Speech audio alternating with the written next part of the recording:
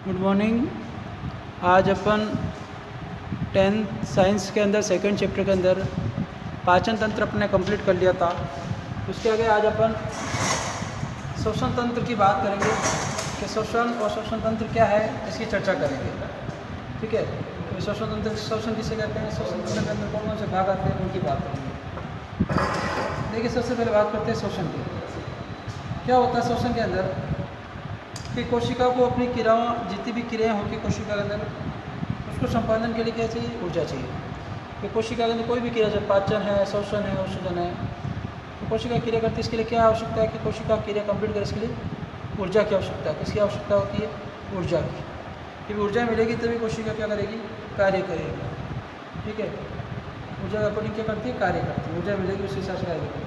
और ऊर्जा प्राप्त करने के लिए कोशिका को क्या चाहिए, पोषक तत्वों का O2 द्वारा ऑक्सीकरण करती है। तो वे कोशिका है, ऊर्जा प्राप्त करने के लिए कोशिका क्या करती है कि जो पोषक तत्व है, पोषक तत्वों का जो आपके O2 द्वारा ऑक्सीकरण, मतलब ऑक्सीजन की उपस्थिति में उनका क्या होना चाहिए, ऑक्सीकरण होगा, तब उसे क्या मिलेगी, पोषक तत्वों से ऊर्जा मिलेगी। और इसके फसलों क्या बनती है, इस क्रिया से क्या बनती है, ATP बनती है। क्या प्रोसेस है, भी कोशिका को कोई कार्य करने के लिए क्या चाहिए, ऊर्जा चाहिए। ऊर्जा कैसे मिलेगी, ये जो पोषक तत्व है, जब ऑक्सीजन के साथ क्रिया करते हैं, ऑक्सीकरण होता है, तो ATP का निर्माण होता है। ATP क्या कार्य है, ऊर्जा की आपकी इकाई है, ऊर्जा की मूलभूत इकाई कहा जाता है इसको। और हानिकारक जो आपके प्रक्रिया है उसमें कि ATP का निर्माण होता है, साथ में क्या रहेगी, आपकी CO2 गैस जो है वो बाहर निकलती है। कब, जब पोषक तत्व जो होते हैं ऑक्सीजन की उपस्थिति में क्या करते हैं, क्रिया करते हैं। ठीक है, ऑक्सीजन की उपस्थिति में क्रिया करेंगे तो क्या होगा, ठीक है, ऑक्सीकरण होगा और ATP निर्माण होगा, CO2 गैस जो होती है वो बाहर निकलती है। और ऊर्जा प्राप्त करने की इस प्रक्रिया के लिए क्या करना पड़ता है कि वे कार्य करने के लिए अपने O2 कहाँ से लेनी पड़ती है, वायुमंडल से। तो O2 कहाँ से लेते हैं अपन, वायुमंडल से O2 ग्रहण करते हैं।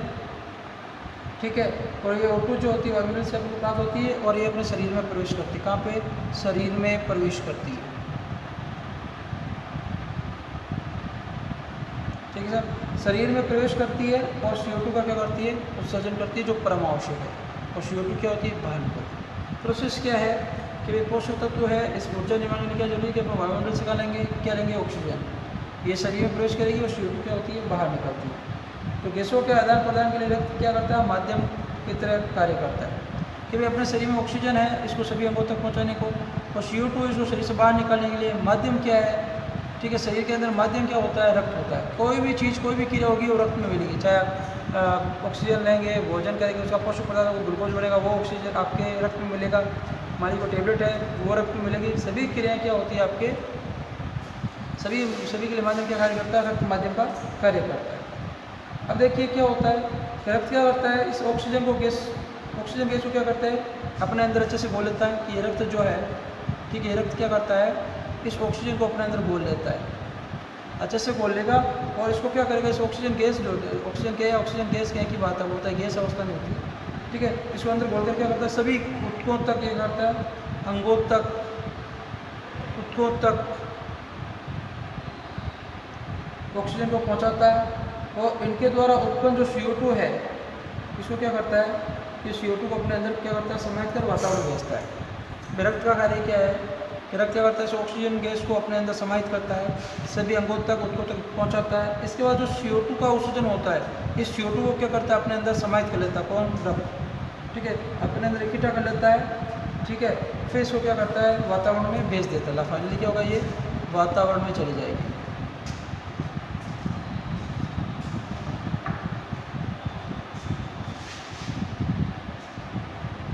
ठीक है, तो गैस कौन से दो गैस काम आ रही है, एक तो CO2 और एक क्या काम आ रही है, O2। इन दोनों गैसों का क्या होता है, आपके आदान प्रदान होता है, जो आपके पर्यावरण, रक्त और कोशिका के मध्य होता है। पर्यावरण क्यों, कि ऑक्सीजन पर्यावरण से ली जाती है, CO2 पर्यावरण छोड़ी जाती है, तो ये पर्यावरण आ गया। रक्त माध्यम की तरह कार्य करता है और माध्यम के साथ इस कोशिका उनको अंगों तक पहुँचा जाता है। तो इस क्रिया को क्या कहा जाता है, श्वसन कहा जाता है। देखिए सुनिए आप क्या कि भाई ये प्रोसेस क्या था नॉर्मली, कि भाई अपने शरीर में जितनी भी कोशिका है, ऊतक है, अंग है, उनको कार्य करने के लिए, क्रिया करने के लिए किसकी आवश्यकता होती है, ऊर्जा की।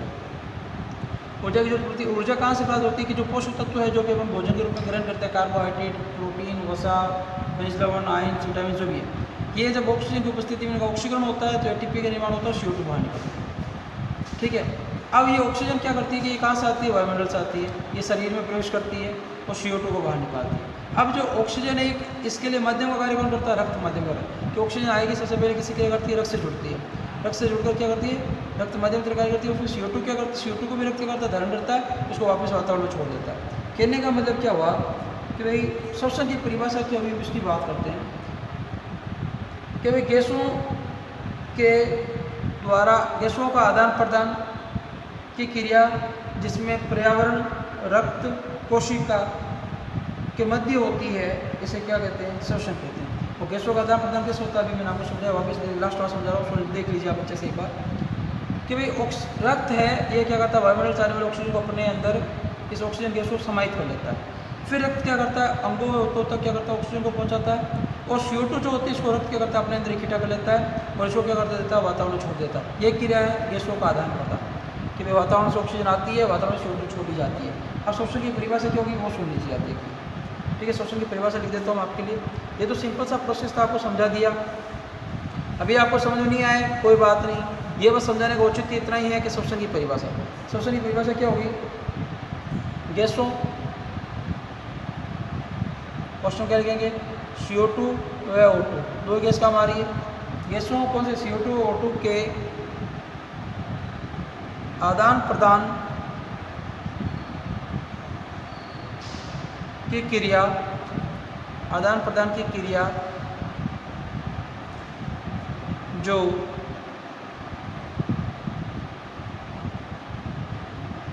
पर्यावरण, रक्त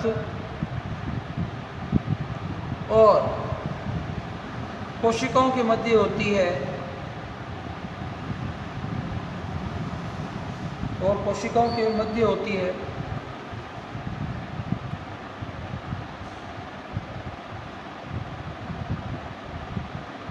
कोशिकाओं के मध्य होती है,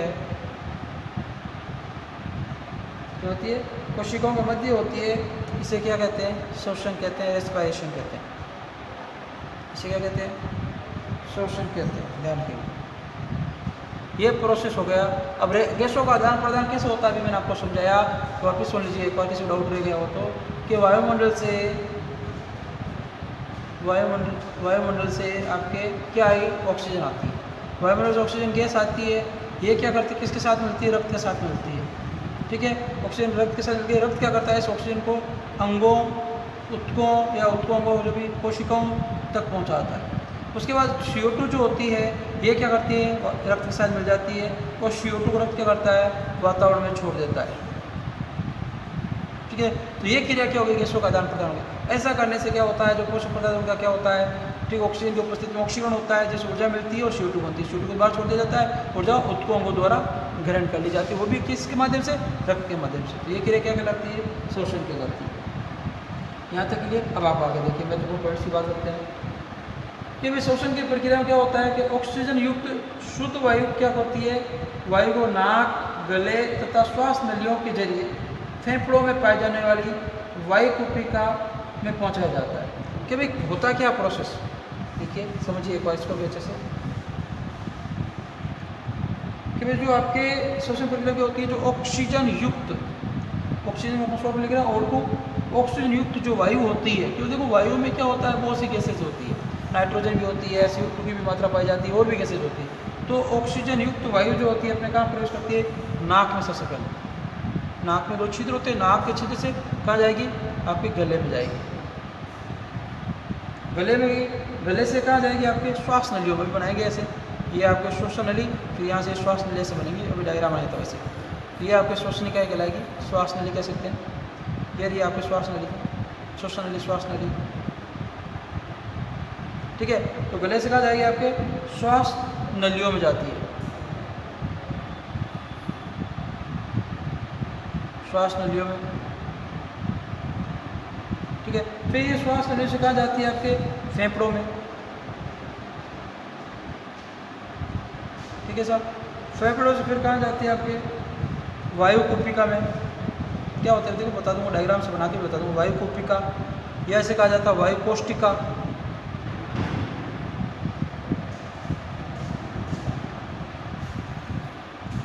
तो तो यहाँ तक क्या होती है, ऑक्सीजन पहुँचती है, वायु कोष्ठिका है, वायु कोष्ठिका देखो सुनिए, ये श्वास नली हो गई, ये श्वसनिकाएँ होगी, और ये आपके क्या होता है, ऐसे फेफड़े होते हैं।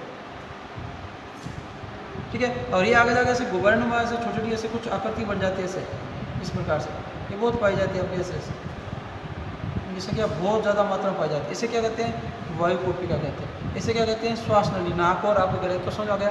तो इस प्रकार से ऑक्सीजन अपने शरीर में पहुँचती है। तो ऑक्सीजन को पहुँचाना कहाँ है, वायु कोशिका तक, फेफड़ों से होती है वायु कोशिका। सबसे पहले ऑक्सीजन कहाँ जाती है, ऑक्सीजन युक्त वायु जो होती है नाक में जाएगी, नाक से गले में, गले से श्वसन नली में। ठीक है, ये श्वसन नली का, श्वसन नलियों में क्यों लिखा, ये श्वास नली, ये श्वसन नली, ये आपके श्वसनिका है, ये इसी का भाग है, तो इसको भी श्वास नलिका कहते हैं। तो श्वास नलियों से होता हुआ फेफड़ों में, ये फेफड़े हो गए, तो फेफड़ों में किसमें, वायु कोशिका पहुँचती है। ठीक है, ये प्रोसेस रहता है इस ऑक्सीजन को।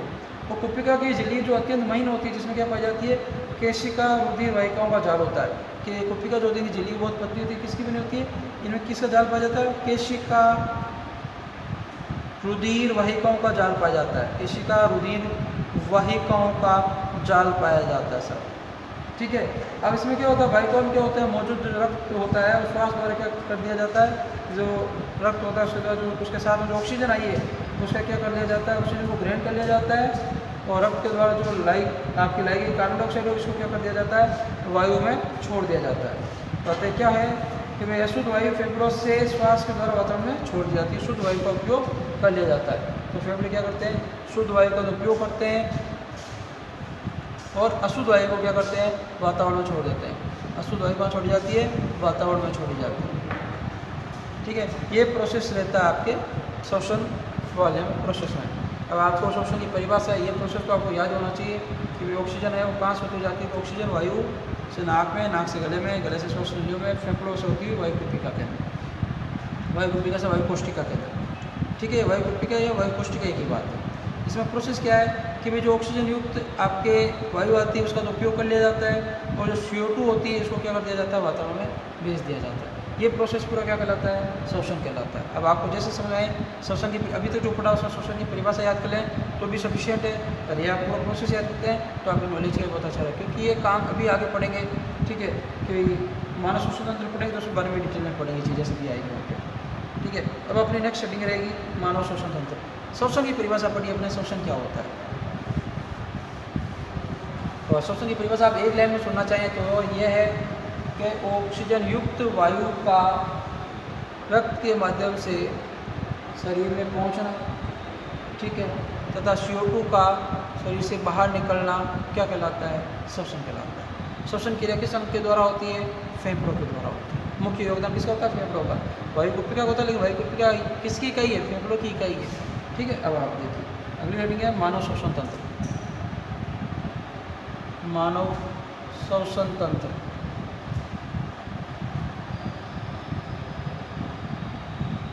मानव श्वसन तंत्र की बात करते हैं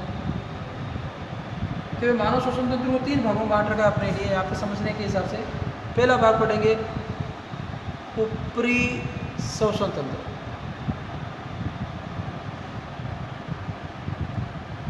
दूसरा पढ़ेंगे निचला श्वसन तंत्र,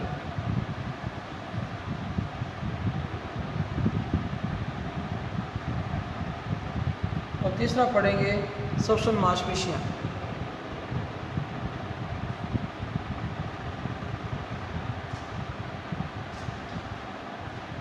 ये अपन 3 चीज़ों के बारे में पढ़ेंगे। तो सबसे पहले अपनी हेडिंग रहेगी ऊपरी श्वसन तंत्र। क्या पढ़ेंगे, ऊपरी श्वसन तंत्र, इसी बात करेंगे।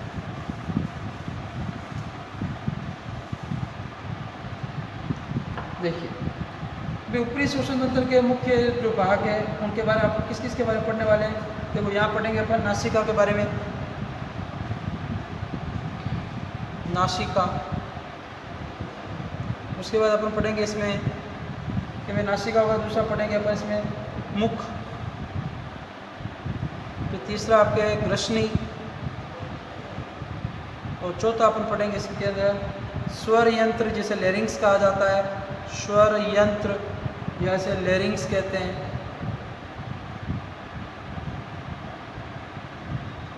ठीक है, इनके बारे में अपन इसमें पढ़ने वाले, क्या कार्य करते हैं, क्या प्रोसेस रहता है, इनकी बात करेंगे।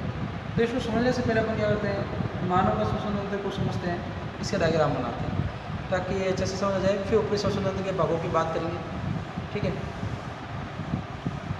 देखिए आप कि भाई मानव श्वसन तंत्र का चित्र बनाते हैं अपना सिंपल सा लॉजिक कि भाई श्वसन तंत्र मानव का है वो किस प्रकार का होता है इसकी बात करते हैं।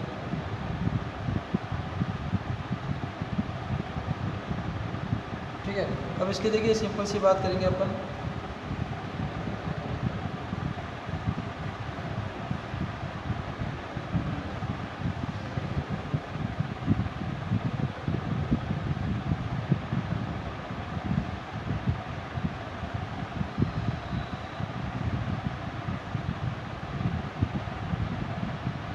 ये तो हमने फोटो बना लिया, ये आपके यहाँ से बनाते हैं।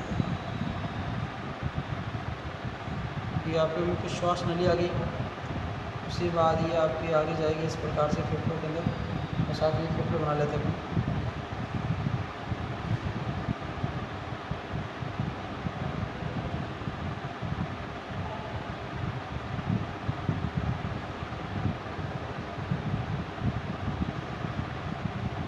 ये श्वसनिकाएँ आ गई, श्वसनिकाओं से और आगे ऐसे श्वसनिकाएँ निकलती है ऐसे।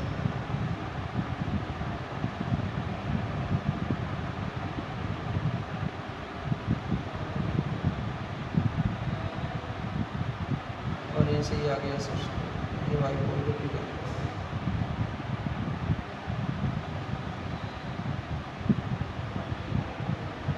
इसी से सेम ऐसे निकलेगी आपको श्वसनिकाएँ।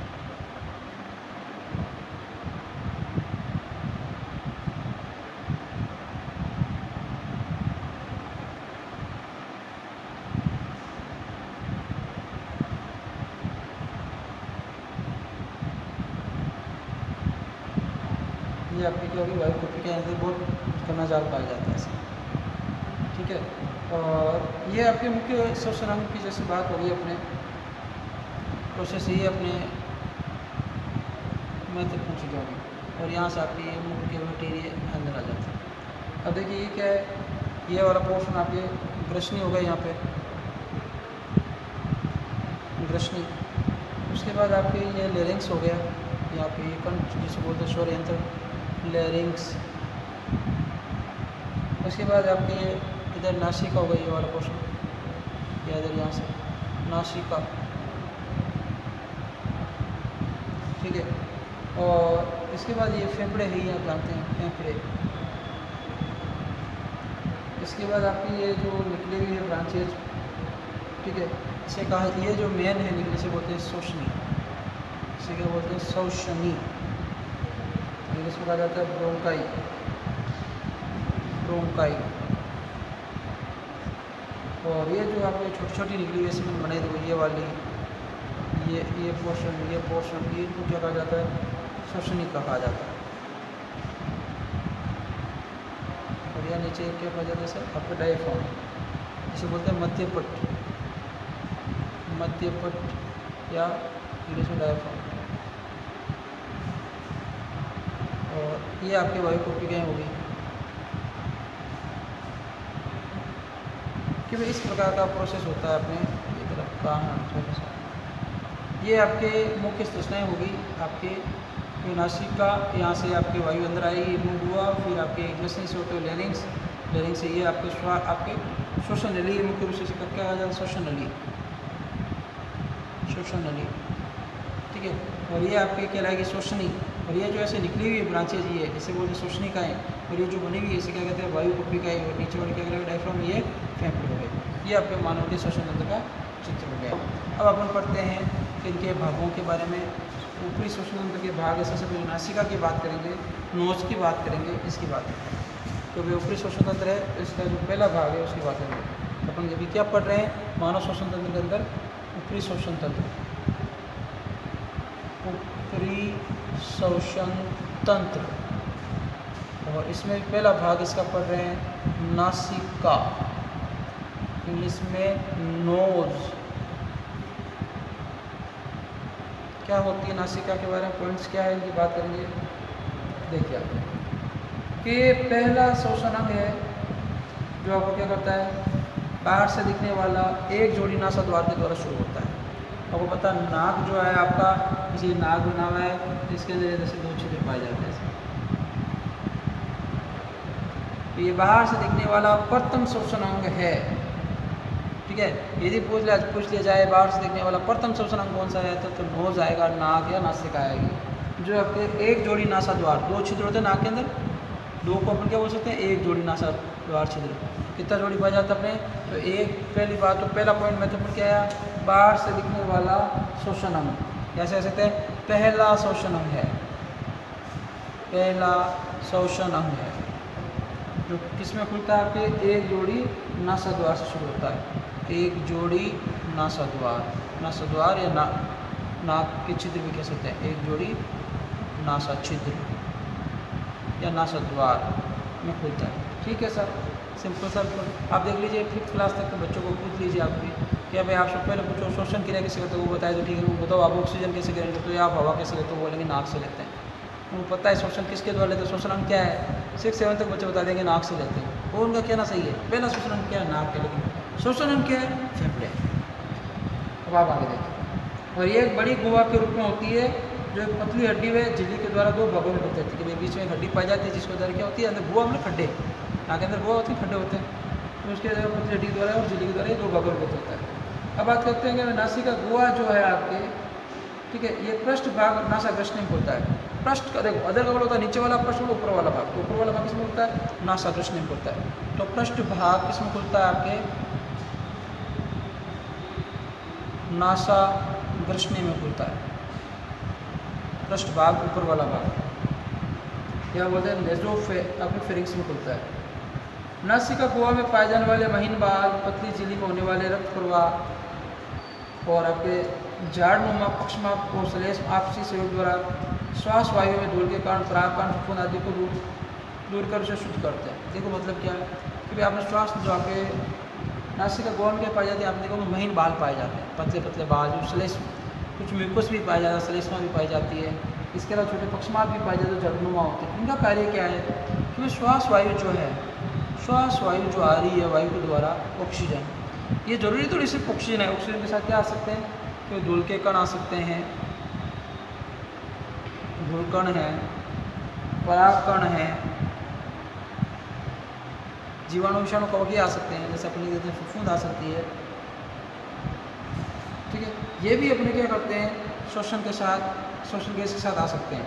ये जो आपके नासा गुहा के अंदर महीन बाल, पतली झिल्ली वाले होने वाले रक्त प्रवाह, थोड़ा सा रक्त प्रवाह भी पाया जाता है, श्लेष में पाया जाता है, ये क्या करते हैं, सभी पदार्थों को वही रोक लेते हैं, आगे आपके फेफड़ों में नहीं जाने देते। ठीक है, तो ये यहीं रुक जाते हैं। इसके बाद ऑक्सीजन क्या होती है, फेफड़ों की तरफ बढ़ती है। तो विनाशिका का कार्य क्या हो गया, विनाशिका जो है बाहर की तरफ 2 जोड़ी नासा द्वार में खुलती है और ये धूल के कणों, परागकणों, फफूंद को अपने शरीर श्लेष्मा की वजह से और बालों की वजह से आने से रोकती है। तो फिर यहाँ से अपन क्या होते हैं, मुख के अंदर प्रवेश करते हैं। ये नाक की बात होगी। ठीक है, अब मुख, क्योंकि आपको पता है नाक और मुख के अंदर आगे जाके एक ही कनेक्शन होता है, एक ही जगह जुड़ते हैं। दूसरा जो अपने श्वसन तंत्र का भाग है वो क्या है, आपका मुख, माउथ।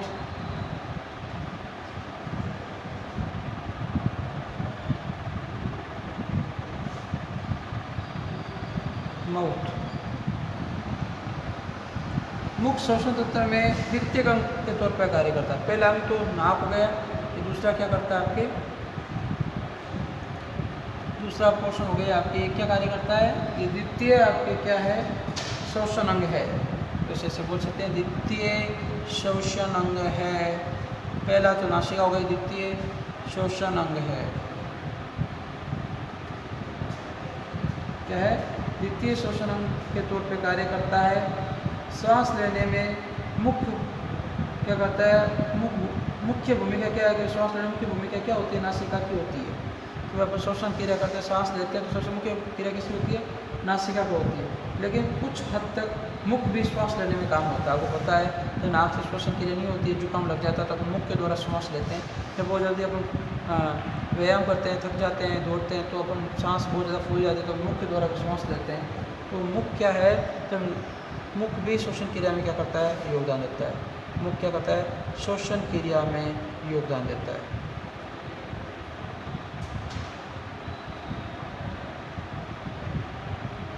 वैसा तो मुख्य कार्य करता है, श्वसन क्रिया में योगदान देता है। मुख्य कार्य श्वास लेने का कार्य किसका है, नासिका है। लेकिन नासिका के अलावा ये मुख भी क्या करता है, श्वसन क्रिया में काम आता है। कि मुख से जो श्वास ली जाती है इसमें वायु नासिका से लेकिन श्वास की भांति शुद्ध नहीं होती। देखो क्या है, एक तो आप नासिका से श्वास लेते हैं, एक मुख से श्वास लेते हैं, श्वास लो ऑक्सीजन लेना, श्वास लेते हैं। अब दोनों में से जो वायु जाएगी शुद्ध किस में जाएगी? नासिका से जाएगी, शुद्ध जाती है, शुद्ध वायु जाती है। क्यों?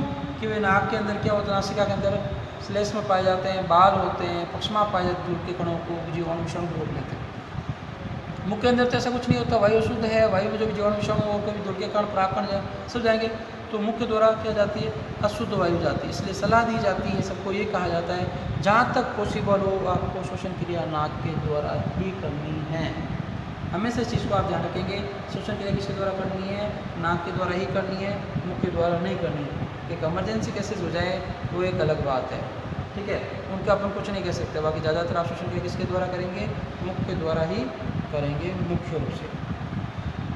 अब देखिए तीसरा आता है आपके ग्रसनी, इसकी बात करते हैं, फेरिंग्स बोला जाता है, ठीक है। आपके पहला आपके हो गया नासिका, दूसरा हो गया मुख और तीसरा आता है आपकी ग्रसनी, इंग्लिश में बोला जाता है फेरिंग्स। तीसरा क्या है? ग्रसनी, क्या बोला जाता है इसको? फेरिंग्स।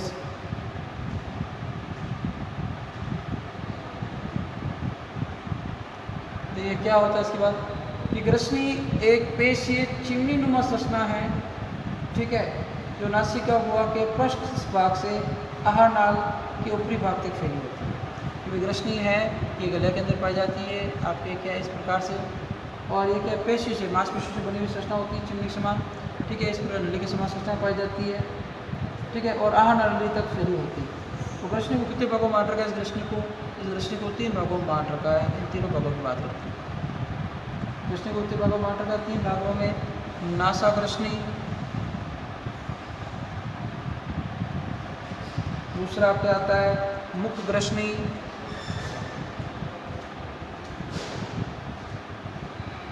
और तीसरा आपके आता है अधोग्रसनी या कंठ ग्रसनी। अधोग्रसनी जैसे क्या कहा जाता है? कंठ ग्रसनी, कि भाई ग्रसनी कितने भाग हो गए? 3 भाग हो गए। नासा ग्रसनी, मुख ग्रसनी और आपके अधोग्रसनी या कंठ ग्रसनी कहा जाता है।